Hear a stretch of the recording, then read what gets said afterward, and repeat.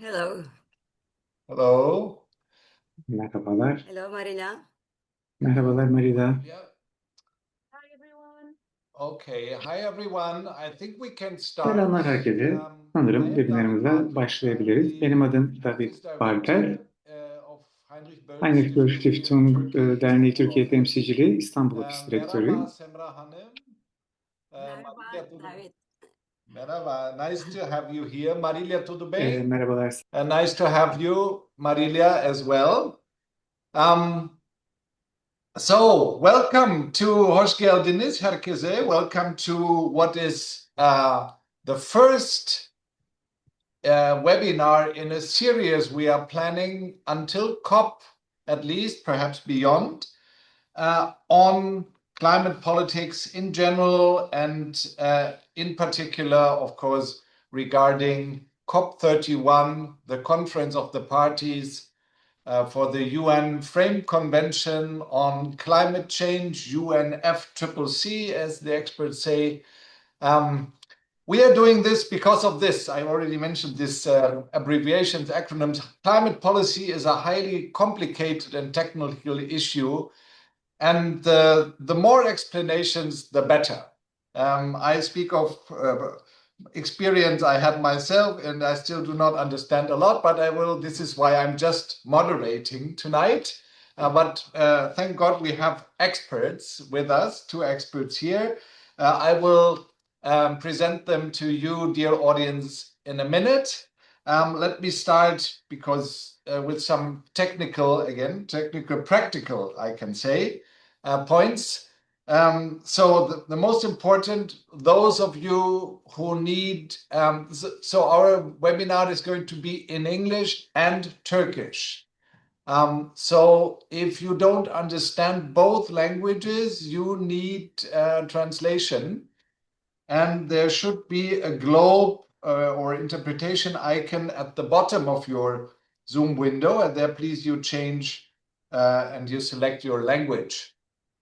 And I will thank him later again, but I can thank right away our excellent interpreter. I know him from several experiences. He will help us and guide us through this 90 minutes. Barış Yıldırım. Merhaba Barış. Thank you so much for being with us and helping us tonight. Okay, so, and then the third point is this session is going to be recorded and will be published on our YouTube channel, as the others webinars to follow will also be. And last point, we have roughly 90 minutes. We are going to have, let's say, a dialogue, trialogue between Professor Jedit, Marília, and myself for let's say 50 minutes or so, and then we will open for question and answers for you, respected audience, and you will be able to use the Q&A tool for that, but you can also raise your voice if you want to. Okay, so then I would say let's get started. So we have called this first webinar from Belém to Antalya, the legacy of COP30 and the road to COP31. So I guess, as most of you know, these COPs, these are the yearly conferences of this UN Convention on Climate Change. So it is the 31st that is going to happen in Antalya in November this year. And it comes after the COP number 30, which happened in Brazil in last year, in Belém, where the Amazon enters the ocean. And this COP comes, as you all know, at a very, very complicated moment. I mean, we have wars, we have geopolitical tensions, and we have, first of all, a multilateral system that is under siege, you can say. And the UN climate process under the UN is actually an exemplar process also to talk about the future of multilateralism, And it is also doing what we are doing here is also important in this context to protect and what is left of the multilateral system, while major economies are rolling back climate policies, environmental regulations, and finance commitments. So we have invited tonight an expert from Brazil, because Brazil is where Antalya, I mean, the road to Antalya starts in Belém, you can say. Actually, in a larger context, it starts in Brazil as such, because the convention, the climate convention, was signed in Brazil, in Rio de Janeiro, 34 years ago, in 1992, that famous conference. And Belém last year actually was the third time already that a big UN climate event happened in Brazil, because 20 years later, and I was lucky enough to be there, when I worked for Heinrich Böll Foundation in Rio de Janeiro, 2012, sorry, we had Rio Plus 20 in Rio de Janeiro, and then we had last year the COP. So Brazil has a lot of experience, both the government, at least let's say the non-Bolsonaro government, the PT government, they have a lot of experience on climate change, climate policy. Brazil is known as a very experienced and skillful negotiator, but also Brazil is an important contributor to emissions, you can also say. But most importantly for us, since we look at the climate process from the civil society's perspective, the environmental and climate social movement in Brazil is very strong. And they had an impressive People's Summit in Belém with thousands and thousands of people. And just to name one event, I think, was it on the second day, Marília, that indigenous people, which are strong, of course, in the Amazon region, entered the space of the official conference and made social pressure and had the government talk to them. And then all over the city, there were a lot of events of civil society. We are not going to have something similar in Antalya, but we are going to have a People's Summit, hopefully. At least we already got the venue, we got people working on it. There is a movement, and it is also for them and all those interested in this process that we are doing this webinar series. So let me introduce you quickly to our two speakers, and then we can get started with the dialogue or the trialogue. So Professor Semra Jerit Mazlum, she is a professor at the Department of Political Science and International Relations in Marmara University here in Istanbul. Are you in Istanbul right now, Semra? Yeah, I am. Okay, so are we. Dr. Mazlum, you are specialized, I can talk to you directly, in environmental politics and policy, in global environmental politics, global climate change politics, but also Turkey's climate change policy, sustainable development, and environmental NGOs. So exactly what we need. And you have published extensively on Turkey's climate change and environmental policies. It's so good to have you with us. Welcome. Likewise. And then you are, Marília, you are right now in Rio de Janeiro at this moment? Okay. We met in Salvador, I think, a week before, but I was in Rio de Janeiro 6 weeks ago or so. Good to have you here. Marília, she is a project coordinator with Plataforma CIPÓ. Plataforma CIPÓ is a young but highly professional civil society organization working on quite a number of issues, but particularly on climate change and climate policy in the context of international relations. Plataforma CIPÓ followed the COP30 process from the inside. So your particularly quality, which also materialized in a conference I was happy to attend in Salvador, is to bring both the government institution, the COP president's institution, and civil society together and follow both tracks, so to say. Marília is a political scientist, has a PhD and master's degree from State University of Rio de Janeiro.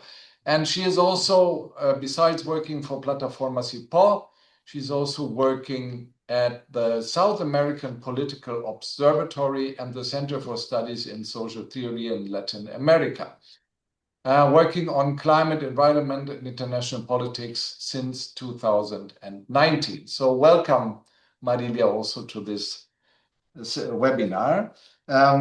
It's good to have you here. So the idea is, dear audience, we are going to I have some questions to both ladies. We are hearing their answers. Semra and Marília, please feel free also to step in if you want to, a question that was posed to your colleague, that if you also want to comment on that. We are trying to keep it in a more dialogical way. And then, as I said, after a while, we are going to have the audience participating, right? Okay, so let me start with you, Marília, because we want to start in Belém. This, as we said, we called it the road to Antalya, so the road starts in Belém. You have been in Belém, you have been following, you and your colleagues from Plataforma CIPÓ, the whole process that actually started way before. I mean, I understand the People's Summit, for instance, in Belém as a brand, you can say, was already established 2 years ago, so 2 years before the COP. So actually, it is a long process, but then it materialized, of course, during the 2 weeks in November last year. So, and the COP was mentioned and was considered as quite successful. At least that is what the president, Andrea Correia do Lago, said when I heard him in Salvador. And it was announced as the COP of implementation. Implementation now is the big word. We had a lot of agreements and so on, but it is time. They have not been very well implemented. Now it's time to implement. And it introduced a series of innovations, and it also introduced a roadmap, particularly on 2 issues, on forests and on fossil fuels, which is particularly interesting. So, Marília, how do you evaluate COP30 last year and the Brazilian presidency so far? What did they aim for? What did they succeed in? And what would you say has rather failed? Please. Hello, hi everyone. Can you listen to me right now? I can hear you. Oh, perfect. I do. Amazing. Well, first of all, I would like to thank the invitation to join this discussion. It's a real pleasure for me to be here with a valued partner such as the Heinrich Böll Foundation, and also being the discussion with Semra, which is a reference. It's a pleasure. It's really a pleasure for me to be here. My name is Marília. I'm a project coordinator at Plataforma CIPÓ, as David already mentioned, and we are a Brazilian think tank focused on promoting and strengthening the climate action internationally. So to start, I'll divide my first answer in 3 parts. First, I'll discuss a little bit the outcomes of COP30. Second, I'll discuss a little bit the role of COP30 presidency. And finally, some of the post-COP30 developments that I think are important for the discussion. Well, discussing specifically the outcomes of COP30. I think it's important to highlight, talk again about it. David already mentioned, but I think it's important for us to be so clear about this, that COP30 was a conference with unprecedented level of public and social participation, both inside and outside Blue Zone. So after several COPs where civil society participation was more constrained, it was remarkable for us to see the streets of Belém full of people, energy, and public engagement. So that vibrant atmosphere was itself one of the defining features of this COP for us. This is an element that for us is really important. So I would like to highlight it again. Once again. From the negotiation perspective, however, COP30 was a challenging one. It exposed some of the structural limitations of the UNFCCC process, particularly regarding means of implementation and finance. While there was some important frustration for us, especially on finance, the conference also delivered meaningful outcomes. I would like to mention some of them. COP30's formal negotiations resulted in the adoption of 56 decisions by consensus, which is not trivial, including the Belém political package, but especially the Mutirão decision, which is a document that is important for us. Yes, I can speak a little louder. I'll get a little bit closer, maybe, to the computer. Is it better right now? Yeah, better. Yeah. Okay. Well, some particular significant achievements I would like to highlight are focused on the human rights and climate justice elements that should not be underestimated in the Belém political package. The decisions explicitly reference the rights of indigenous peoples, including the importance of their land rights and their traditional knowledge, and also recognize for the first time the contribution of people of African descent to climate action. Mm-hmm. But some specific outcomes have to be mentioned as well. I would like to highlight 3 of them. The establishment of a mechanism to promote international cooperation on just transition, the adoption of the Belém Technology Implementation Program, and the approval of Belém Gender Action Plan. So even though we have frustrations, especially frustrations regarding the Global Goal on Adaptation, the GGA, I do believe that we have some important outcomes in the Belém political package. And despite the challenging geopolitical context, COP30 reinforced the resilience of multilateralism, and it's not trivial. And I would like to argue that it was also possible because of COP30 presidency, which played a very active and strategic role through the process. So, looking more specifically at the presidency's role, I'd like to highlight some aspects. First of all, I believe, and we from Plataforma CIPÓ believe, that COP30 presidency was highly proactive and demonstrated considerable political creativity. And it has developed this political creativity through 3 priorities that was announced by them, which are reinforcing the multilateralism and the climate change regime under the UNFCCC in a geopolitical challenging moment, but also doing it through connecting the climate regime to people's real life and accelerating the implementation of the Paris Agreement by stimulating action and structural adjustments across all institutions capable of contributing to its objective through the concept of Mutirão. And with that, we mean doing it all collectively together. But how can we make sure that it will go through? To achieve this, presidents pursue a series of institutional innovations, which I think is the fundamental change and the fundamental action of COP30 presidency, both within and beyond the formal negotiation process, in efforts to translate this call to action into concrete institutional arrangements. And the COP30 presidency followed this objective by a diagnosis of 4 gaps in the regime.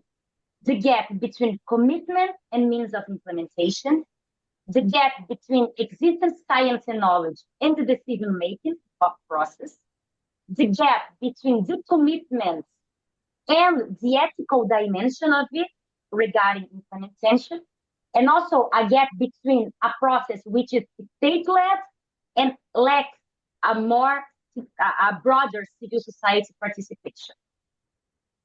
So, following these three priorities and the diagnosis of these four gaps, what were the main institutional changes?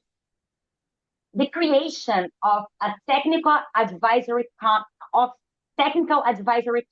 on topics such as technological innovation, artificial intelligence, and economy, science, and adaptation. So the creation of these technical advisories to the president is one point I'd like to highlight. I would also like to highlight the appointment of 7 regional and 22 sectorial special envoys to conduct outreach across priority regions and constituencies, such as unions, women, and subnational governments. The appointment of these special envoys is a point that I think it is a significant change in the process, since it is not only the creation of a technical figure, but also a figure, not one figure, of course, these almost 30 figures that help to guarantee a broader social participation and dialogue with citizens. Another point I would like to highlight is the establishment of 4 mobilization cycles. The People's Circle, which had the objective of bringing together indigenous and Afro-descendant people closer to the process. The Global Ethical Stocktake, the Finance Circle, which had the objective of bringing together Ministry of Finance and Economy closer to the presidents, willing them to give technical and political advice to the presidency. But finally, the existence of COP's President Circle, bringing together former presidents of COP also to give advice to the president with their really valuable experience. And a last institutional change that I would like to highlight is the strengthening of action agenda, which was reformed not only to be stronger and focused on a solution-oriented character, but also was strengthened by being focused on the thematic priorities of the first global stocktake. And with that, the action agenda was translated into 6 thematic pillars and 30 objectives. So these innovations, I don't think they are trivial. They were important to make sure that the presidency had technical and political advice to go on through this challenging scenario that we're facing, but also making sure that this technical advice was connected to people's lives with instruments of social participation. But it was not the only changes in the process that the president guaranteed. And I do know that I have to finish my first answer because we have a discussion going on. But I would like to highlight some other institutional innovations that I do believe that are important as well. So outside the process, the creation of this. Yeah, sorry, David. No, Marília, because as I said in the beginning, it's all very complicated. You mentioned a lot of institutions that we should, of course, look closer into. What is Global Ethical Stocktake? What is Global Implementation Accelerator? But let me ask you a provocative question, because I ask about what you are now. You have a very positive view on the presidency.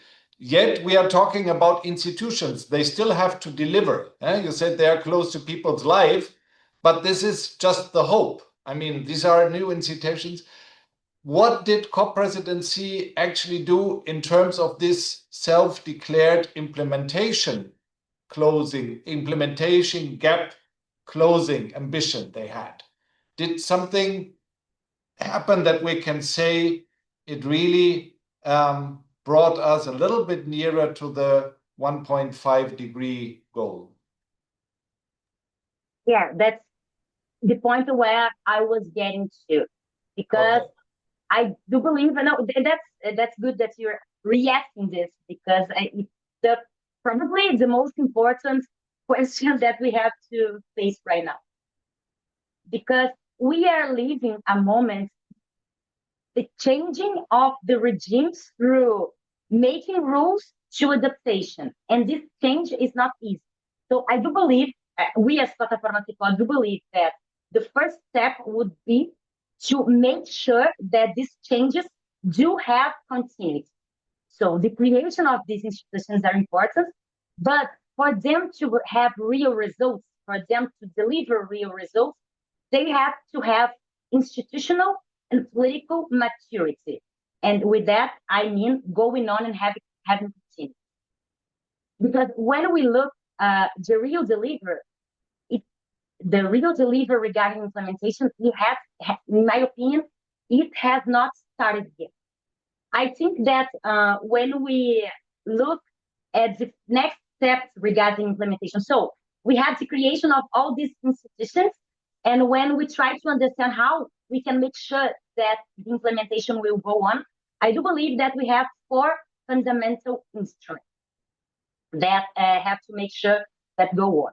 First of all, we have to talk about the 2 roadmaps. The roadmap on fighting deforestation and the roadmap on transition away from fossil fuels. Because even though it is a document, it will be a document because it has not been launched yet. It is also a political technology to make sure that every part, or at least every interested part in going on with this politics, see the documents and understand which will be the next step. So these 2 documents are fundamental to the implementation. We do know that the transition away from fossil fuels is not a point of consensus in the regime right now. So the first step of implementation, it is to make sure that every part that is interested in making the transition away from fossil fuels reality do know which will be the next step. And I do believe that the roadmap is this tool for it. So I think that these 2 roadmaps are the first steps to implementation. The other one, both that I think that are important, is also the global implementation accelerator, which will be focused not on the regime, not on the convention itself, but looking at the solutions that already exist and trying to make sure that will be accelerated. And with that, accelerator with financing and with technical knowledge.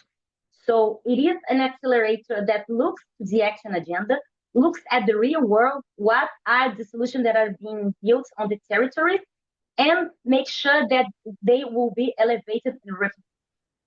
Yes. And yeah. No, you can go on. Sorry. Yeah. I mean, thank you for that. And this is undeniably a lot of really important institutional changes. Yes, they are dressed in whole, right? I mean, fossil, the Brazilian presidency didn't even manage to get the word fossil into the final declaration. And the roadmap is voluntary.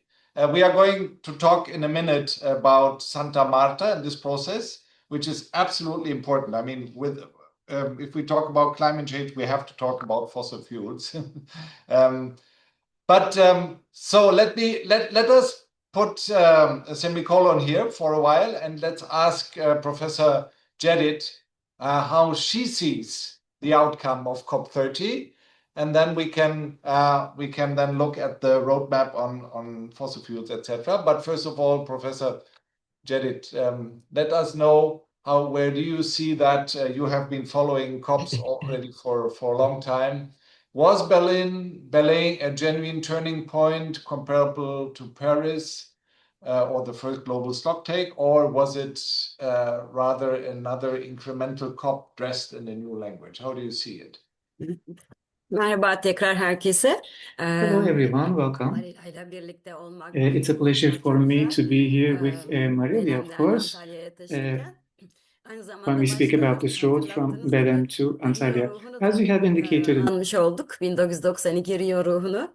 Ee, Galiba 33 ya da 34 sene sonra benzer bir katılımla gerçekleşebildi. Bir COP, birkaç COP katılımsız, sivil toplumsuz diyelim COP'un ardından Belem'de. Bu açıdan önemli. E, Ve doğrudan COP'un içinde olan bir sivil toplumdan COP değerlendirmesi almak da dinlemek de çok önemli. Türkiye COP'u hazırlanırken, Türkiye'de sivil toplum COP'a hazırlanırken Marilla'nın kuruluşu gibi ve diğer Brezilyalı sivil toplum kuruluşların deneyimlerinden yararlanmak faydalı olacaktır Türkiye'deki STK'lar içinde. Biz baştan ben Türkçe konuşacağım diye kararlaştırdığımız için Türkçe konuşmaya başladım. Dinleyicilerimizden özür diliyorum. E,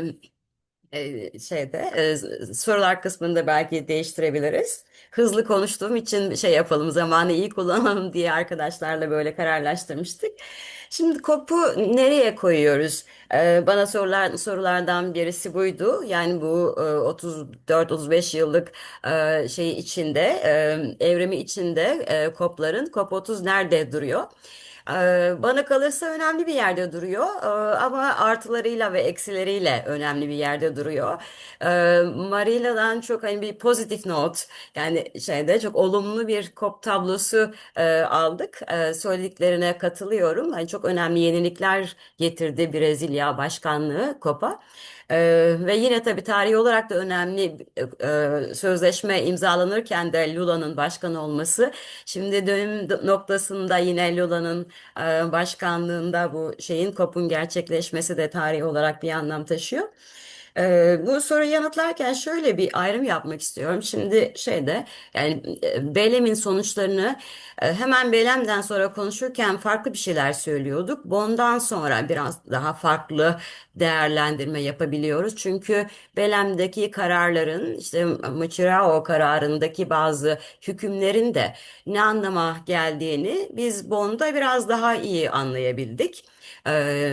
Küresel uygulama hızlandırıcısı gibi örneğin, hani çok belirsizdi bunların işlevi. Gene diğer başlıklarla ilgili olarak da benzer şeyi söyleyebiliriz. Bir böyle bakacağım. Bir de gene COP'ları değerlendirirken böyle kısa dönemli ve uzun dönemli değerlendirme yapmak gerekiyor. Yani o COP rejime nasıl bir katkıda bulundu, nasıl bir rol oynuyor diye. Kısa dönemli baktığımızda biz daha çok kararlara bakıyoruz. Ama uzun vadede bu kararların daha kalıcı etkileri oluyor. Bunlara da dikkat etmek lazım. Bir de gene COP'ları değerlendirirken COP başkanlığını da sizin sorunuzda olduğu gibi COP başkanlığının nasıl bir başkanlık yaptığını, nasıl bir rol üstlendiğini, hangi gündem maddelerini ilerletmek için daha fazla çaba harcadığını ve o devletin, taraf devletin nasıl bir pozisyonu olduğunu da dikkate almak gerekiyor. Biz bunların hepsini şeyde gördük, Brezilya başkanlığında gördük. Yani Brezilya başkanlığı, yani Brezilya'nın uluslararası iklim rejiminin içinde çok belirgin, tanımlanabilir, hani ne olduğunu bilebildiğimiz bir pozisyonu var başından itibaren. Çok hani etki sahibi bir ülke Brezilya iklim rejimini şekillendirmekte. Bu sözleşme hazırlanırken de böyleydi. Daha sonra Kyoto protokolünde de böyleydi. Şimdi Kyoto protokolünün arkasından işte Paris Anlaşması kurallar kitabında da Brezilya'nın belirgin bir ne diyelim, hani norm setting şeyi var, rolü var. Hem kendi uygulamalarıyla hem de rejimin ondan sonraki işleyişini etkileyebilen fikirler öneriyor Brezilya. Bunun etkisini şeyde de gördük. Bu COP30'da da gördük biz. Şimdi şeye baktığımızda, kısa vadeli etkilerine baktığımızda hani Bonn sonrasını dikkate alarak artık konuşmak lazım bunları. Marila'nın söylediği gibi belli başlı birkaç çıktısı var. Hani en önemlisi, Lago'nun da söylediği gibi, hani legacy varsa Belem'den, e, Belem Antalya adil geçiş mekanizması. Bunun hakkında sizin ayrı bir programınız olacağını biliyorum. O yüzden onun üstünde çok durmayacağım. Ama şunu söylemek lazım. Çok sağlam bir normatif çerçeveyle e, bu adil geçiş mekanizmasının kuruluş adımı atılmış oldu Belem'de. Bu çok önemli. Marilia'nın Mıçırao kararı hakkında söylediği gibi adil geçişle ilgili karar da çok sağlam bir insan hakları temeline dayanıyor. Farklı toplumsal grupların kırılganlıklarına dayanıyor. Çevre hakkını, sürdürülebilir kalkınmayı, doğanın haklarını, sosyal hakları içeren bir çerçeve çiziyor. O yüzden hani şey kararı adil geçiş mekanizması kurulması yönündeki karar olumlu bir gelişme şeyden çıkan, Belem'den çıkan. Hani başka bir taraf ülkede gerçekleşseydi COP bu kadar sağlam bir çerçeve, tabii eksikleri var yani şu anda hani zamanımız kısa olduğu için hepsini konuşamıyoruz ama tabii ki eksikleri var fakat olumlu bir çerçeveyle başka ülkede böyle çıkamayabilirdi belki bu karar, bu açıdan önemli. Bunun yanında adaptasyon, Marilla da bahsetti. Şunu söyleyebilirim ben hani kısa dönemli etkisi açısından çok hani fark yaratır gibi görünmüyor ama uzun dönemli etkisi açısından Belem adaptasyon, küresel adaptasyon amacıyla ilgili karar Cancun'da adaptasyon kararları kadar önemli. Ee, Yani mitigasyon, adaptasyonun aynı şeye gelmesi, düzeye gelmesi, aynı adım hızına gelmesi açısından önemli. Her ne kadar Paris Anlaşması 7. maddesiyle adaptasyonu daha sağlam bir şekilde kurumsallaştırmış olsa da hani adaptasyonun bir küresel amaç sayısallaştırılamasa bile izlenecek bir amaç haline gelmiş olması. Bu göstergelerin gene göstergeler çok zayıf, yetersiz. Hani onları bir tarafa koyarsak belki zaman içerisinde Addis Ababa vizyonu çerçevesinde orada bir ilerleme görebiliriz. Fakat yine de izlenebilir, hem uluslararası hem ulusal düzeyde izlenebilir bir iklim politikasının ayağı, pillar haline gelmesi açısından önemli şey kararı. Adaptasyonla ilgili karar. Maalesef Bonn'da bu konuda bir ilerleme göremedik. Ee, Yani bütün metin parantez içine alındı. Antalya'ya çok iş bıraktı. Biraz sonra belki kısaca konuşacağız onun hakkında. Fakat bunu önemli görüyorum. Gene Brezilya Başkanlığı'nın uzun vadede sonuç doğuracak, etki yaratacak başka bir rolü bu COP'ta. Yani bir basic müzakere grubu ülkesi, LMDC üyesi şey olarak taraf olarak ticaret başlığının şeye girmiş olması, COP gündemine girmiş olması Paris'ten sonra uzunca bir süredir ticaret başlığının resmi bir gündem konusu olarak şeye girmesi, COP'lara girmesi konusunda bir mücadele vardı. Özellikle tek taraflı ticaret önlemleri diye adlandırılan unilateral trade measures. Bunlardan olumsuz etkilenecek gelişmekte olan ülke tarafları açısından bir rahatsızlık vardı ve bunu COP gündeminde konuşmaya çalışıyordu, bir başlık açmaya çalışıyordu bu taraflar. Ve hani bunu başaramıyorlardı. Brezilya Başkanlığı'nın etkisinin büyük olduğunu düşünüyorum ben bu başlığın şeye girebilmesine. Hani Muçurao kararına girdi ve şimdi Bonn'da bir şey olarak stream olarak hani başlık olarak diyelim yer aldı. Bundan sonra da konuşulmaya devam edecek.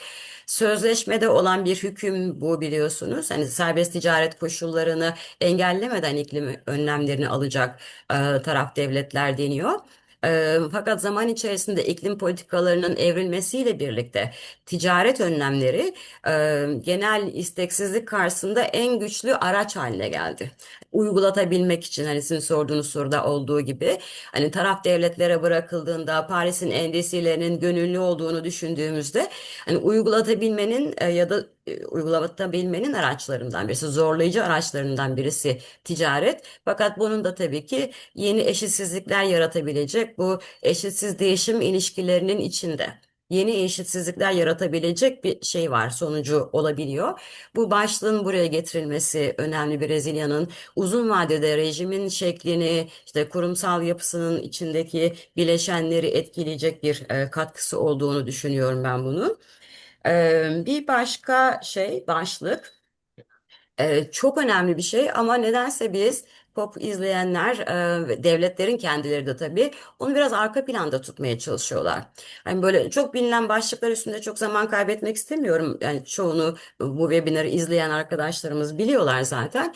Fakat bu Veradas diyaloğu, Şarm El Şeyh'te açılmış olan diyalog, şimdi Veradas diyaloğu adıyla devam ediyor ve uygulama mantrasıyla devam ediyor. Hani Belém zaten uygulamaya geçişin resmi olarak karara geçirildiği bir COP'tu. Şimdi bu Veradas diyaloğu ne hakkında? E, Paris Anlaşması'nın amaçlarını tanımlayan, uzun dönemli amaçlarını tanımlayan ikinci maddesinde, 2.1c maddesi bu.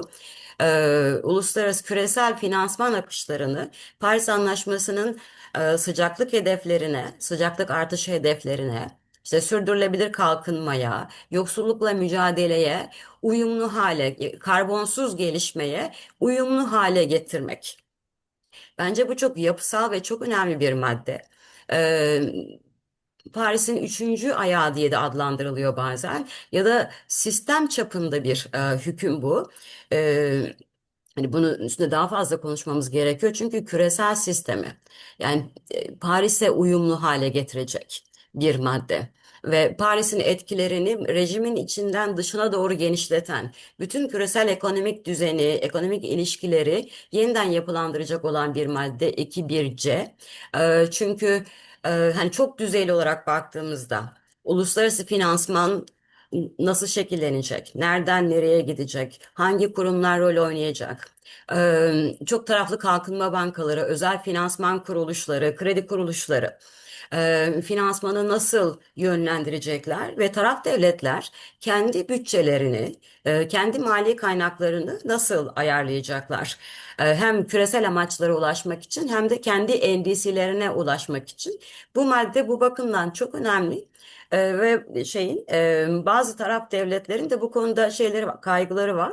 Özellikle Afrika ülkeleri, gelişmekte olan ülkeler ağırlıklı olarak da fosil yakıtları, yeni fosil yakıt kaynakları bulan, geliştiren taraf devletler. Çünkü düşük emisyonlu kalkınmaya gitmesi gerekiyor kaynakların.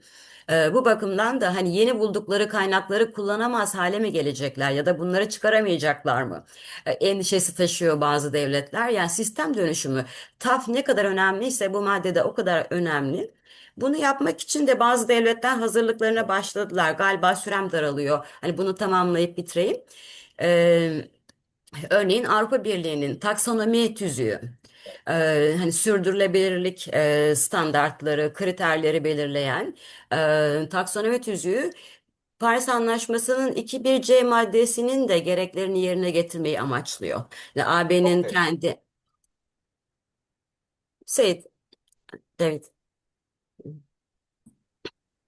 may I go on? If you allow me, because you mentioned tough in this İzninizle process, and you, TAF sürecinden I want to bahsettiniz. ask you in a minute, Size what do you think is the Turkish government, the Turkish presidency, aslında going şunu to take up from this achievements of the Brazilian presidency? Because you made it very clear. Would it not have been in Brazil, we would not have these innovations we have.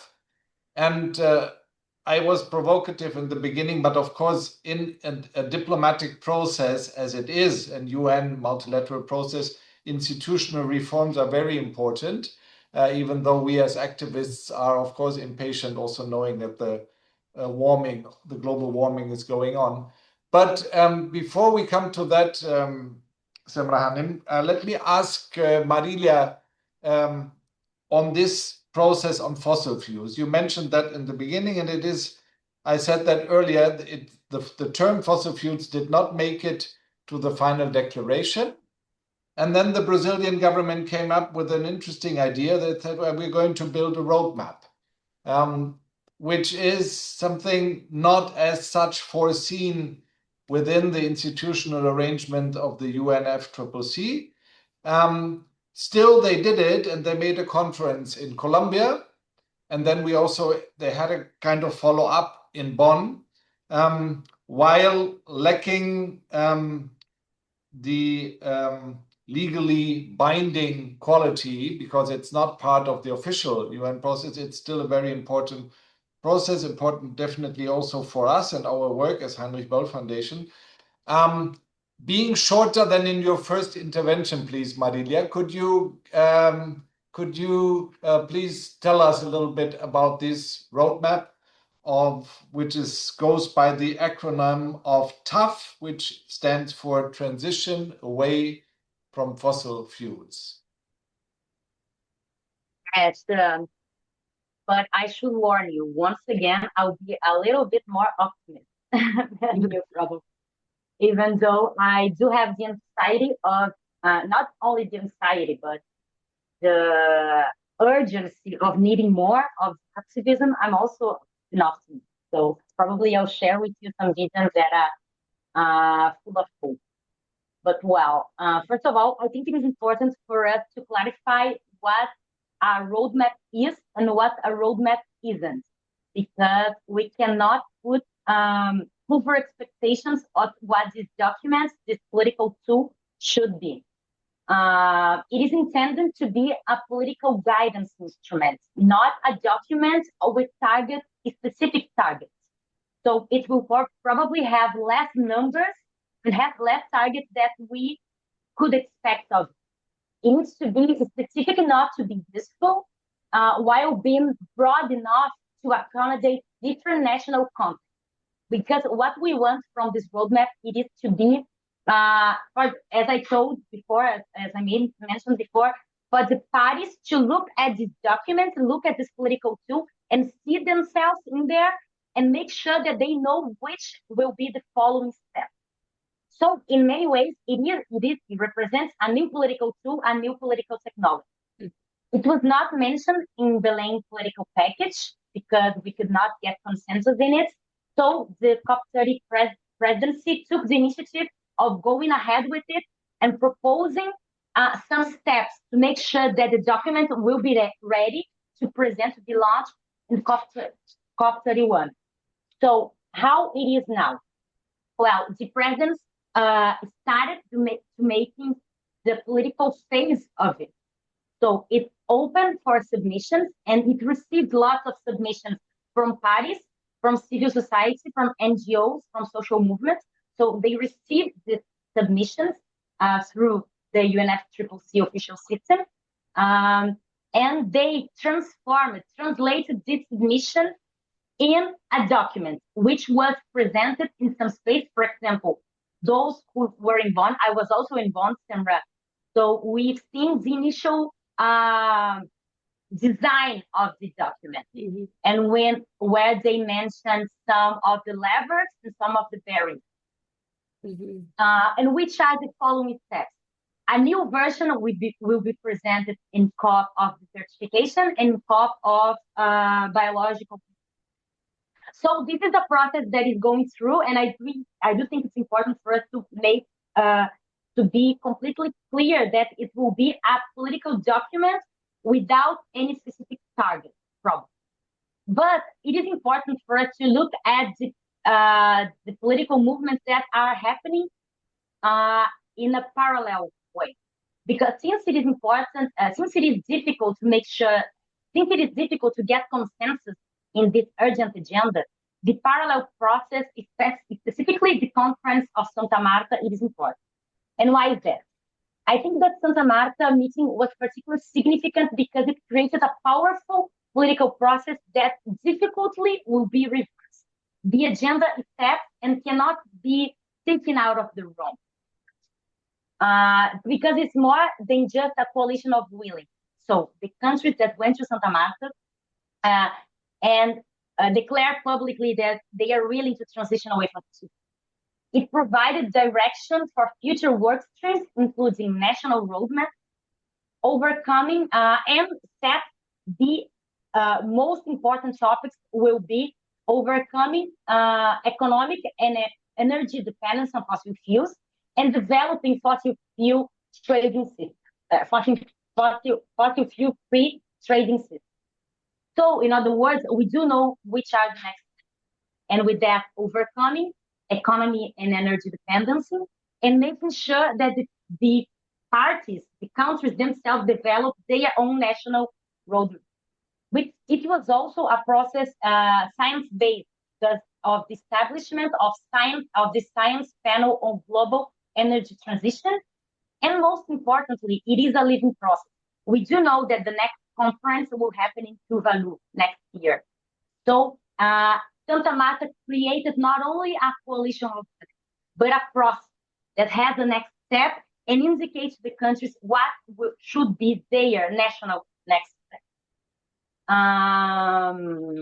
So I think that since we are in this geopolitical delicate moment, we have to have political creativity. And Santa Marta showed us that it's possible to build complementary processes. We cannot, of course,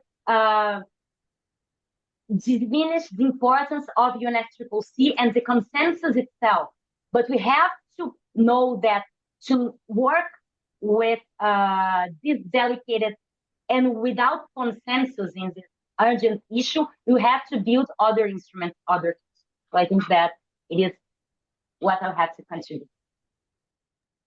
Yes, I agree.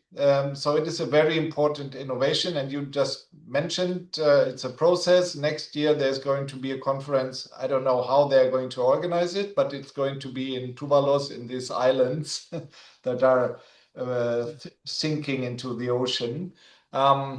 So yes, and of course the consensus principle in multilateralism is, on the one hand, very important. On the other hand, of course, a big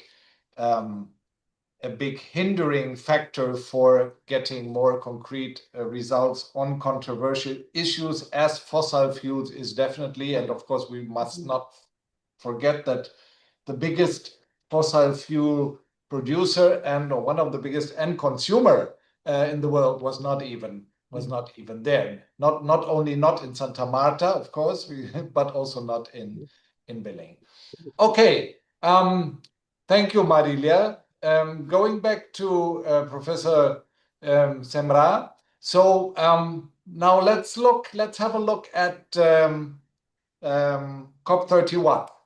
Now we talked about COP30, and I think we share, at least you share, and Marília, a rather positive view on the innovations done and the processes initiated. Now, these COP principle is they have always like the three COPs together, right?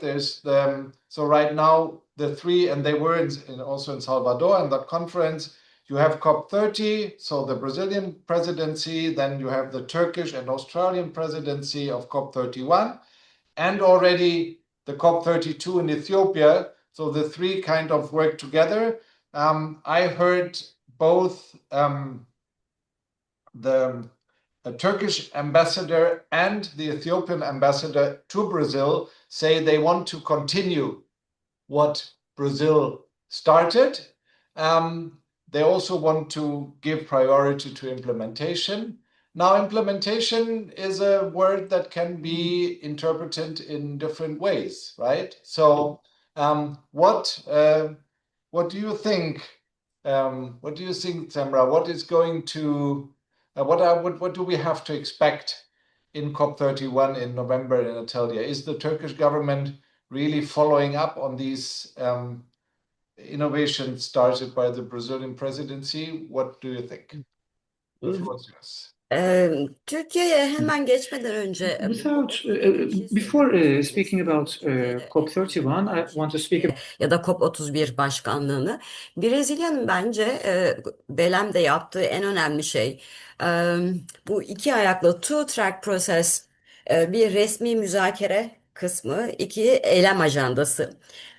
Bu ikisini birbirine bağladı. Hani eylem ajandasını yeniden yapılandırdı. GST sonuçlarıyla GST sonuçlarına hizmet edecek şekilde. Ama daha önemli bir şey yaptı. Bunu yeni fark ediyoruz. Yani hemen Belem'in ardından bu şeyde söyleyemezdik, belirginlikte söyleyemezdik. Her ne kadar itiraz olsa da eylem ajandasının konularının resmi gündeme gelmemesi gerektiği, ikisinin birbirine bağlanmaması gerektiği konusunda bazı tarafların keskin bir şeyi var, pozisyonu, itirazı. Brezilya bunu başarabildi. Bunu neyle yaptı? Global Implementation Accelerator ile. Yani çok yaratıcı bir diplomatik manevra aslında Brezilya'nın yapmış olduğu ve bu da Türkiye'ye bir yol açmış oldu şu anda. Buradan gitmek için. Uygulama terimi gerçekten çok önemli. Çok siyasi anlam yüklendi artık COP bağlamında. Hani uygulamadan kim ne anlıyor?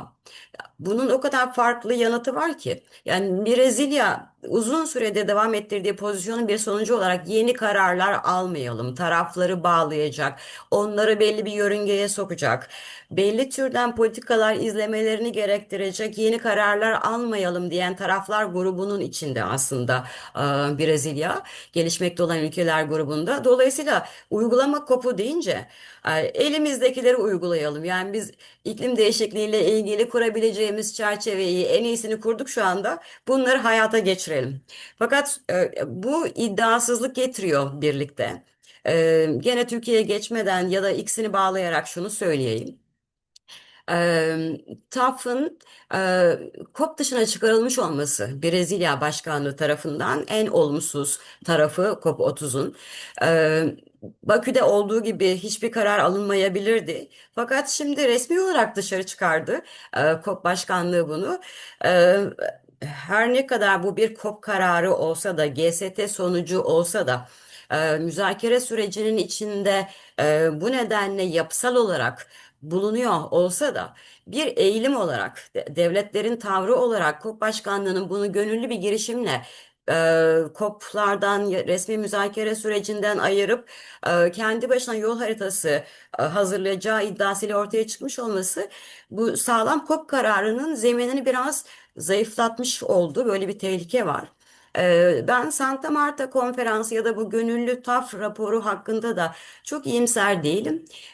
Şöyle yani Belem'i çok taraflılığı kurtaran hani Amerika olmadığı için çok taraflılığı kurtaran bir kapı olarak görüyoruz ama bunun gibi yani şeyin omurgası iklim mücadelesinin omurgası olan fosil yakıtlardan çıkışı gönüllü eylemlere bırakmak üzere şeyin dışına çıkarmak, resmi gündemin dışına çıkarmak aslında multilateralizm değil, minilateralizm ve fragmentation.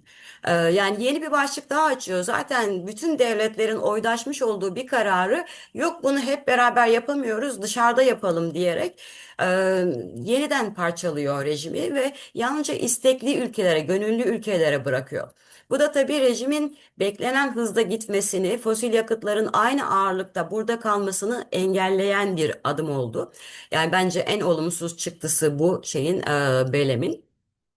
Yani bir kere daha parçalamaya izin vermek. Şimdi Türkiye COP başkanlığına gelirsek bunu iki ülke birisi fosil yakıt üreten, ihraç eden, birisi fosil yakıtları ekonomisinde tutmak konusunda kararlılığını bildiğimiz iki COP başkanlığının Avustralya ve Türkiye'nin GST süreci başlarken, GST 2 başlarken mutlaka fosil yakıtları bu sürecin içine getirecek gene başka bir diplomatik şey göstermeleri, yaratıcılık göstermeleri gerekiyor. Antalya Kopu'nda mutlaka fosil yakıtlara bir atıfta bulunması gerekiyor. Uzlaşmayı sağlayabilecek arka planı, kapasitesi olduğunu düşünüyorum iki ülkenin. Avustralya gelişmiş ülkelerle birlikte çalışıp, Türkiye gelişmekte olan ülkelerle birlikte çalışıp, de Brezilya ile birlikte, Brezilya'nın içinde olduğu müzakere gruplarıyla uzlaşmayı sağlayıp bir de Etiyopya sizin söylediğiniz gibi Afrika ülkelerini şey yapmak. Bu ortak dile getirebilmek konusunda Avustralya ve Türkiye'nin bir önemli çaba harcaması gerekiyor. Yani onlara düşen sorumluluk bu. Çünkü bu resmi bir COP kararı zaten. Devletler buna karar verdiler. Yani buna izin vermemek lazım dışarıda kalmasına. Çünkü onun bir bağlayıcılığı yok, gönüllü. Hani herkes bir şey yapıyor zaten bununla ilgili. Herkesi etkileyecek bir karar olarak gündemde kalmasını sağlayamazsak bir daha sonra geri getirmek zor olabilir. Tam da fırsatıyken işte Amerika'nın İran'a saldırısı, Hürmüz Boğazı'nın durumu nedeniyle oluşan fosil yakıt krizi nedeniyle bunun ne kadar gerekli olduğunun bağlamını siyasi olarak kurması da mümkün tarafların. Şimdi bununla bağlantılı Türkiye'nin başkanlığı için genel bir değerlendirme. Şunu söyleyebiliriz. Türkiye ve Avustralya biraz şanssız bir başkanlık yapıyorlar. Çünkü çok kısa süre kaldı ellerinde. Hani başkanın kim olacağı, COP'un nerede yapılacağı belli olmadığı için Brezilya gibi 2 senelik bir hazırlık süreci, toplumu, farklı tarafları, toplum kesimlerini ve devletlerle işbirliği olanaklarını geniş geniş çalışabilecekleri bir zamanları olmadı.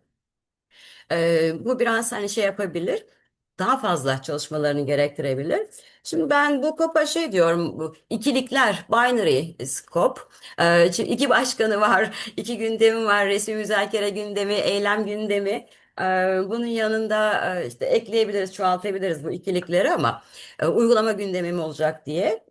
Şimdi elektrifikasyon en önemli şey olarak. Yani bu kadar kısa sürede Türkiye başkanlığı eylem gündemini hızlıca açıklaması bence bir başarı. Hani içindekiler eksik, bunları tartışabiliriz fakat hızlıca tarafları bu şeyi Uluslararası iklim Değişikliği toplumunu diyelim komünitesini elektrifikasyon amacına doğru yöneltebilmesi bir şey oldu. Önemli yaratıcılık, başarı. Şimdi bu aşamadan sonra bu böyle bir ikna süreci oluştuğunu görüyoruz. Genel kabul gördü. Bu aşamadan sonra elektrifikasyonu karbonsuz elektrifikasyon ya da yenilenebilir elektrifikasyon diye tanımlamak, bu yönde bir ikna süreci geçirmek önemli olacaktır. Çünkü işte şeyde eylem ajandası görüşülürken, bunun sonuçları ele alınırken COP31'de nasıl bir yol haritası ortaya çıkacak bunu da göreceğiz. Yol haritası diyorum ama hani bununla ilgili bir roadmap olacak mı olmayacak mı bilmiyoruz. Yalnızca bir yörünge, trajektori görüyoruz. Gene kullanabileceği Türkiye'nin bir başlık Mitigation Work Program. Yani Belem'in eksik sonuçlarından birisi bu. Bon'un kötü sinyallerinden birisi bu. Korkutucu sinyallerinden birisi bu oldu. Bazı taraflar özellikle gelişmekte olan ülkeler Mitigation Work Program'ın Antalya'da hani süresi doluyor zaten sonlanmasını istiyorlar. Halbuki bu çok önemli. Yani eğer uygulamaya geçeceksek, Paris'in amaçlarını uygulayacaksak, NDC'leri uygulayacaksak, mitigasyonun bir başlık olarak, müzakere başlığı olarak şeyde COP'larda kalması gerekiyor. E, Olup olmayacağı belirsiz şu anda. Taraflar anlaşamadılar. Olacaksa yapısı nasıl olur? Devam edecekse bunun yapısı nasıl? Modaliteleri ne olacak? İşte bir tane konu her sene bir tane konu mu olacak yoksa multiple teams belirlenip böyle modüler şekilde mi ilerleyecek? Nasıl yürüyecek? Devletlerin hakimiyetinde mi yoksa bir uzmanlar komitesi mi oluşturulacak gibi farklı sorular var. Ama her halükarda Antalya'dan benim beklentim mitigasyon work programının devam etmesi 2030 sonrasına uzayacak şekilde ve bunun içine elektrifikasyonun, fosil yakıtlardan çıkışın, mitigasyonun öncelikleri olarak, temaları olarak girmesi. Avustralya ve Türkiye bunu başarabilirlerse önemli bir şey olur, kazanım olacaktır. Avustralya elektrifikasyon için Zeitgeist of this COP diye bir tanım yaptı şeyde, Bonn'da. Umarım bu Zeitgeist'ı metne de geçirebilirler şeyde. Antalya'da. Şimdi bunun yanında tabii Brezilya'nın mirasını Türkiye devam ettirecek öyle görünüyor. Çünkü hani başlarken dedim uzun vadeli bir dönüşüm. Belem bu uzun vadeli dönüşümün kırılma anıydı. Resmi müzakere gündemiyle eylem gündeminin örtüştürülmesi, bağlanması, bu uygulama hızlandırıcı ve implementation bridge, Türkiye'nin önermiş olduğu uygulama köprüsü sanırım birbirine bağlı olarak ilerleyecek bundan sonra. Hani sonraki başkanlıklar bunu nasıl devam ettirirler bilemiyoruz ama orada da yine hani bir şey var, bir uygulamaya geçme iradesi olduğunu görüyoruz ama e, fosil yakıtlardan çıkış ve yenilenebilirle elektrifikasyon, bu uygulama hızlandırıcısının ve uygulama köprüsünün öncelikli temaları olarak belirlenebilirse bu önümüzdeki birkaç şey için, COP için ve kaynaklar, Türkiye'nin hani vaat ettiği yatırım yapılabilir projeler geliştirmek amaçlanıyor uygulama köprüsüyle. Bu yatırım yapılabilir projeler, fosil yakıtlardan uzaklaşacak projeler olursa gerçekten şey olur, bir kırılma başarılabilir.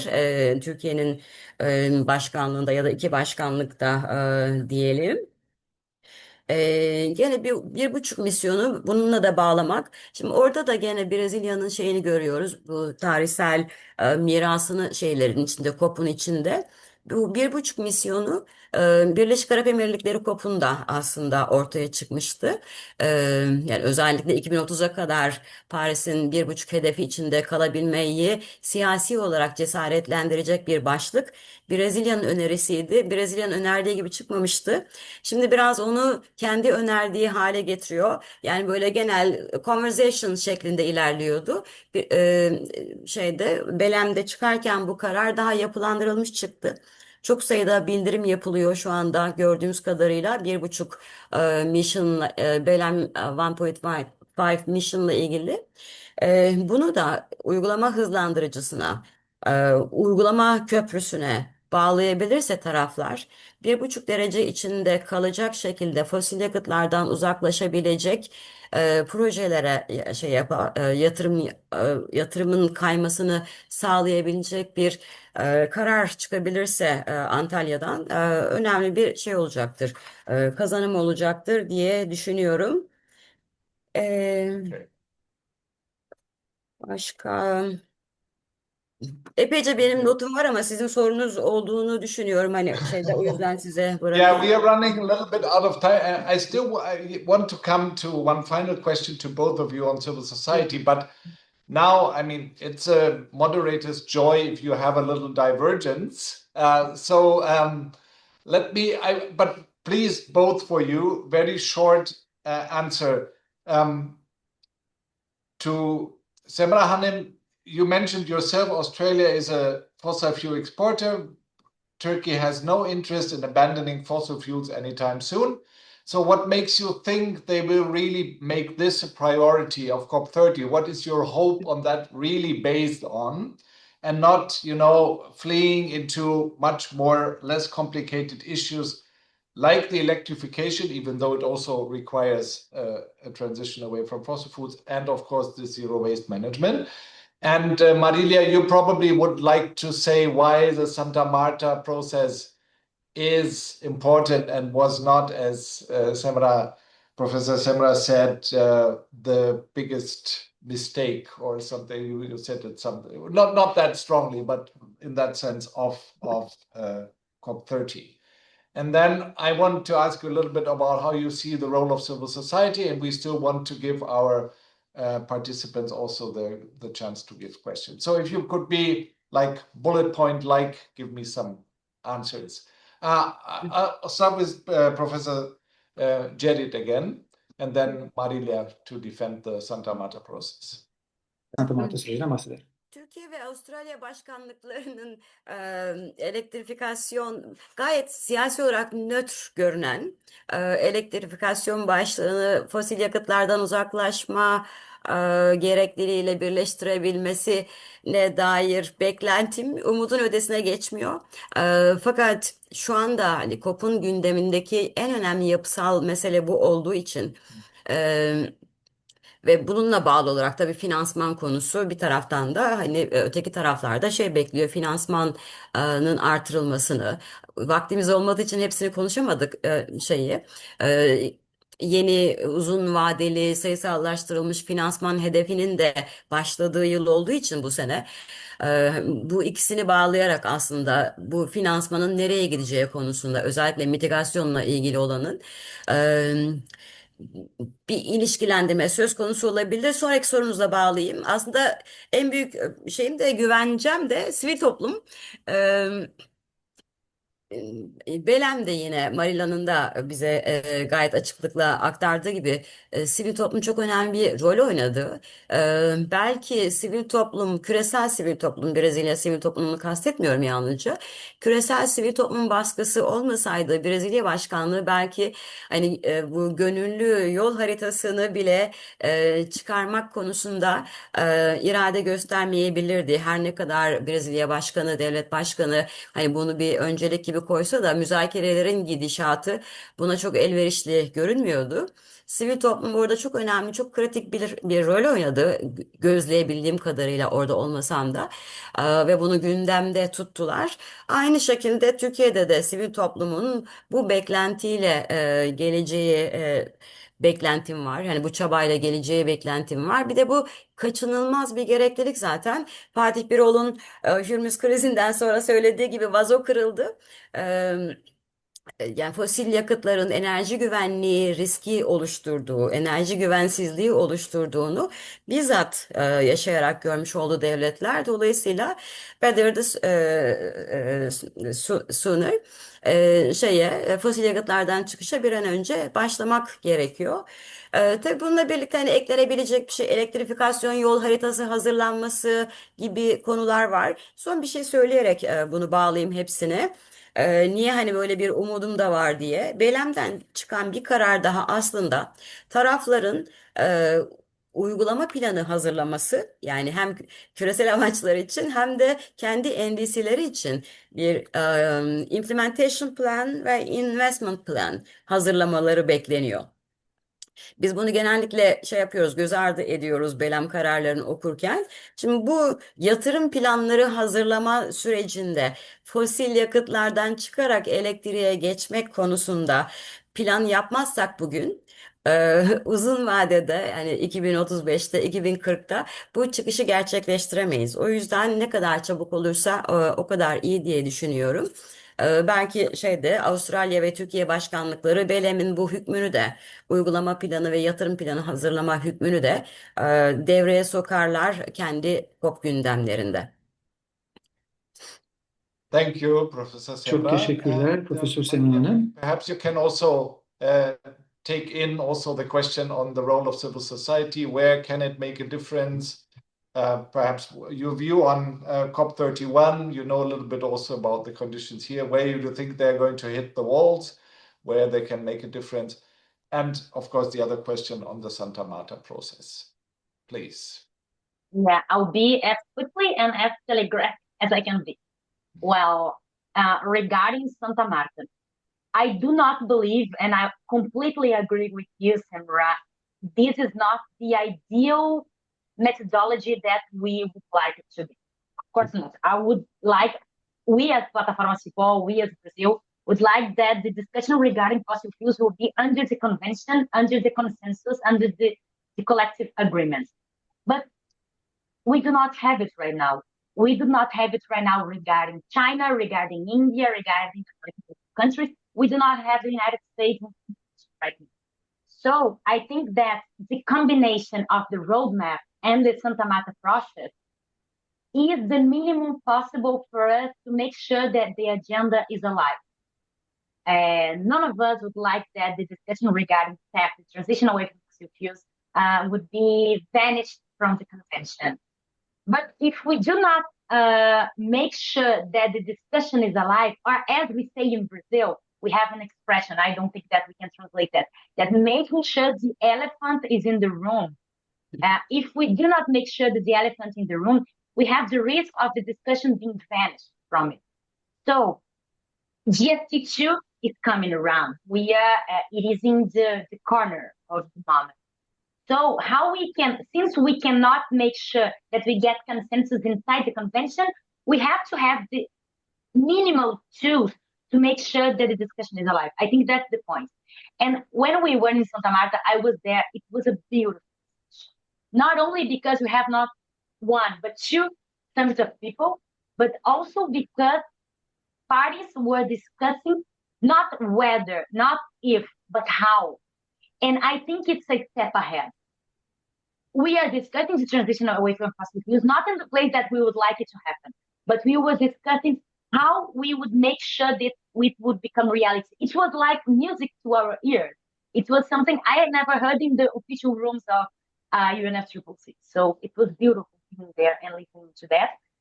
So without it, I don't know if we could make sure that, for example, in Bonn, we had a discussion about it, and lots of parties, not all of the parties, of course, not out of all of the countries, but lots of countries were there discussing this in Bonn.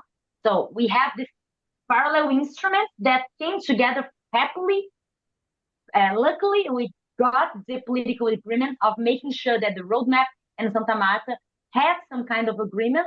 The process came together, and in Bonn, we have an interest discussion. So, of course, it's far away from what we wanted, and we have to always to be aware and have the attention of making sure that we do not forget the official process. But in the moments that we cannot get in here, I think that we have to fight that with other instruments we have in hand to make sure the discussion is still alive. So that's my first answer. But it's not enough. We have to have. May I pose a question to you, Marília? Would it be possible, would you expect Brazil to replace Colombia as a leading country, given the change in government in Colombia? Well, I don't think so. Not only because the Brazil as a national representative, but also COP30 presidency, do feel that they made their part. So the work we are doing here is this. We have to have other champions, to have other parts being the leader of this agenda. I unfortunately do not believe that Brazil could be the substitute of Colombia. We will miss Colombia. We will miss Colombia. But I don't think that Brazil will fulfill the gap that the changing of the government in Colombia. I don't think so. It's the same. We'll have to look at other champions, I don't think that Brazil will be. And we'll still try to do our homework. Yes, and part of your homework as Brazilian isn't to make sure that the far right will not win in October in presidential elections in Brazil. Not guaranteed that Lula will win. Okay, and your take on civil society, because I already have an interesting question on climate finance waiting for you from the audience, but I would give you the chance, Marília, to what do you expect on civil society in Turkey's COP? Yeah, it's kind of hard for me because when here in Brazil, we never think of the discussion separately, like the process, national process and civil society, because we have such strong social movements, such strong civil society organizations. So I can even answer to you because I think that civil society is the fundamental part of it. Without civil society, we have no way of making sure that the agenda, which is decided ahead of us, will become reality. So the only thing I would like to say is count with us, count with the Brazilian civil society to try to guarantee that we'll have a strong and vibrant energy in Antalya as we have in Belém. We are here with our experience and with our energy because without it, we have nothing. That's my take. Nice final word, but we are not at the end yet. Thank you very much, both of you now, but you're still on duty because now we have other questions. Let me find it here in my tools and I will read it to you. Where do I have? Here, Q&A. Okay, it's not here anymore. It's here. So it refers to climate finance. Can you see it, Marília and Semra? Can you see it on? So it says that in Bonn, in the conference, intermediate conference in Bonn in June, there was a disagreement that between developing countries asking for more public finance obligations of developed countries, while developed countries advocated for a broader and more flexible approach to finance. And the question is, against this backdrop, where do you think the climate implementation bridge fits within this wider climate finance debate? How could it help shape the discussions in Antalya in terms of the scale, accessibility, and predictability of finance. More fundamentally, how can such a mechanism function if there is no actual flow of finance from the developed countries? We would be very interested to hear your view, Semra Hocam, on this. So the question goes to Professor Semra. Marília, you can also say something if you want to. Şimdi Bahar Hanım'a soru için Well, teşekkürler. thank you, dear Bahar, for the question, first of all. Finansman başlığını da ikiye ayırıp konuşmak lazım. Bir resmi devletlerin bağlanmış olduğu finansman hedefi bu 300 milyar dolar 2035'e kadar. Bir de 1,3 trilyon dolar daha aspirational olan ve çok farklı kaynaklardan işte devlet dışı aktörlerden, özel sektörden gelecek olan gelmesi beklenen finansman, iklim için kullanılabilecek kaynaklar. E, Şimdi resmi müzakerelerde daha fazla bu 300 milyar doların kamu kaynaklarından gelmesi, bunun borç olmaması, hibe şeklinde olması ya da çok düşük faizlerle çok uzun vadede ödenebilecek şekilde finansmanın yönlendirilmesi gelişmekte olan ülkelere. Asıl soru bu. E, Mitigasyon, düzeltiyorum. Finansman çalışma programı, Belem'de kurulmuş olan çalışma programı e, Bond'a iyi bir başlangıç yapmadı. Bunun mandate'inin ne olduğu, neyin nasıl konuşulacağı konusunda bir belirsizlik olduğu tartışması yaşandı taraflar arasında. Antalya'da da Antalya'ya gelip gelmeyeceğini henüz bilmiyoruz. Çünkü resmi gündemde ilan edilen taslak gündemde yoktu bu başlık. Brezilya Başkanlığı gene bir diplomatik manevrayla bunu eklenmesini önerdi Antalya'nın gündemine. Bu büyük ihtimalle girecek. Hani finansman başlığı girmezse mitigasyon başlığı da sonlanabilir. Biraz pazarlık unsuru olarak da kullanılacak olabilir. Mitigasyon başlığı devam edecektir. Şimdi bu uygulama köprüsü Türkiye'nin önerdiği aslında Brezilya ve Türkiye başkanlıklarının birlikte çalıştıkları yeni araç diyelim uygulama köprüsü. E, Belem'deki uygulama hızlandırıcısıyla bağlantılı. İşte ufak bir vardı, sunuş vardı bunda. Orada gördüğümüz kadarıyla hızlandırıcının bir ayağını oluşturacak bu köprü. Yani Türkiye'nin Action Agenda'nın sahibi olarak, ev sahibi ülke olarak öne çıkardığı bir bu. Araç, bir konu. Ama aynı zamanda COP30'dan gelen uygulama hızlandırıcısıyla da bağlantılı. Yeni bir fon yaratılmıyor, yeni bir kurum yaratılmıyor. Hani birçok qualification var bu birici tanımlarken. Anlayabildiğim kadarıyla aslında var olan kurumlar üzerinden bu 1,3 trilyon dolar yani uzun vadede özel kaynakların da içinde olduğu çok taraflı kalkınma bankalarının da kaynak sağlayabileceği bu finansman akışlarının bir kısmını gelişmekte olan ülkelerin özellikle öncelikli yatırım alanlarına hem mitigasyona hem adaptasyonla ilgili, dirençlilikle ilgili yatırım alanlarına kaydıracak bir danışma mekanizması gibi işleyecek. Bond'daki sonuçta gördüğümüz bir uzmanlar komitesi ya da board olacak işleyişinde. Onlar proje seçecekler. Böyle pratik şeyler var. Tasarımın içinde unsurlar var. Bütün ayrıntısını bilmiyorum. Fakat uzun vadede eğer bu bir hiç kalıcılaşırsa rejimin içinde, hani şunu da unutmamak lazım. Biz Glasgow'dan bu yana çok sayıda inisiyatif gördük. Bazıları soldu, söndü, kayboldu. Bu Türkiye'nin Bridge inisiyatifi kalıcı hale gelebilirse uzun vadede hem eylem ajandası hem resmi gündemle bağlanabilirse bu 1,3 trilyon dolarlık çeşitli kaynaklardan gelecek olan paranın ihtiyaç duyulan alanlara yönlendirilmesinde rol oynayabilir. Bunu da iyi tasarlanması lazım. COP başkanlıklarına önemli bir rol düşüyor burada. Hani çok ayrıntısını bilmiyoruz şu anda. Bunları söyleyebilirim. Yeah. I can say. I think you kind of, Bahar, you can tell us, Bahar asked a follow-up question. saying that after the decision of United States or to make pressure on, the World Bank decided recently and pressure from the United States to abandon the target of directing 45% of its annual financing towards climate-related projects. And so under this even worse conditions, the question by Bahar was, how can the bridge move beyond dialogue and coordination to actually support implementation?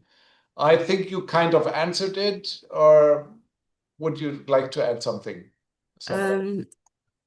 Çok kısaca evet böyle bir tehlike Yeah, var. very Dünya briefly, yes. I Bankası'nın think da this. etkisi dolayısıyla iklim finansmanından uzaklaşacak gibi görünüyor. Fosil yakıtlardan uzaklaşma değil, iklim finansmanından uzaklaşma göreceğiz maalesef.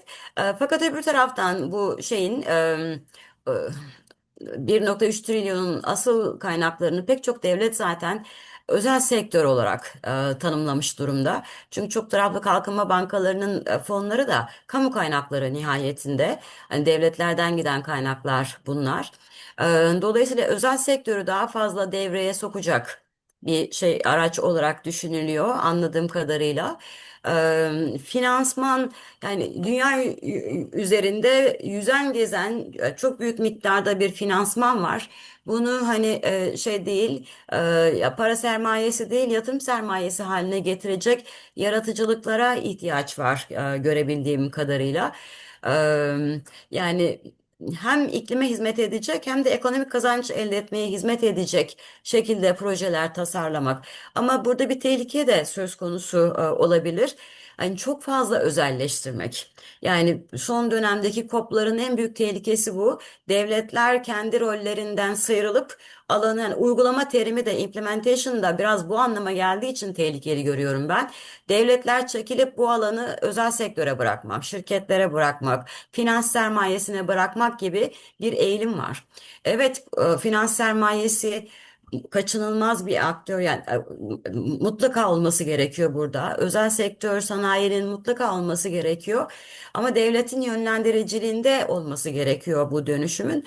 Hani bu alanı tümüyle özel sektöre bıraktığımızda başka bir katman daha parçalanma söz konusu oluyor. Hani birici böyle tasarlamamak lazım. Gene sivil topluma da bir kere daha rol düşüyor. Yani bunu özel sektöre teslim etmeyin uygulama köprüsünü, hızlandırıcıyı talebinde bulunacaklardır diye düşünüyorum Antalya'da. Thank you Çok very teşekkürler. much. Actually, these two questions on climate finance are the perfect link for me to tell you what I forgot to tell you in the beginning, that our next webinar next week on Wednesday, on the 22nd of July at 5 p.m. Istanbul time, will be exactly on that issue on climate finance, and we're going to have. If it were not so militaristic a metaphor, I would say it's the sharpest sword we as Heinrich Böll Foundation have in our climate arsenal, which is Liane Schaletek. She's a long years expert on climate finance, always following all the official negotiations. We managed to get her for our next webinar next week, Wednesday, 5 p.m. We will post it on social media, so if you would like, please join us. Now it's time to end. Marília has other meetings to go to, but we reached the end of our time. Thank you so much, both of you, Semra Hojam and Marília. That was a difficult task. I mean, as we said in the beginning, it is a highly complicated and technical issue, but I think you managed to break it down for us to understand what really is at stake. We agreed that Brazilian presidency did some important innovations. We also agree that transition away from fossil fuels is one of the biggest challenges of the moment. We did not fully agree on how to best achieve that within the UNFCCC triple process, which is okay. So we have more to discuss. Thank you a lot. I would like to thank the whole team behind this webinar, Eylül, Ella and Jem Bijo, our coordinator for ecology and climate change of the Turkey office. And last not least, Barış Yildirim for the excellent interpretation. Thank you so much, and hopefully we will see each other again next week and in the other webinars to come. So stay tuned. We are going to be back. Thank you so much. Teşekkürler. Çok güzel moderasyon için. Heinrich Böll ekibine de Thank you very teşekkür much for this ediyorum. wonderful moderation. Çok sevindim. Antalya'da görüşmek üzere diyelim. Yes. Evet. Okay. Hope to see you Bye all in bye. See you Antalya. soon. Thank you very much.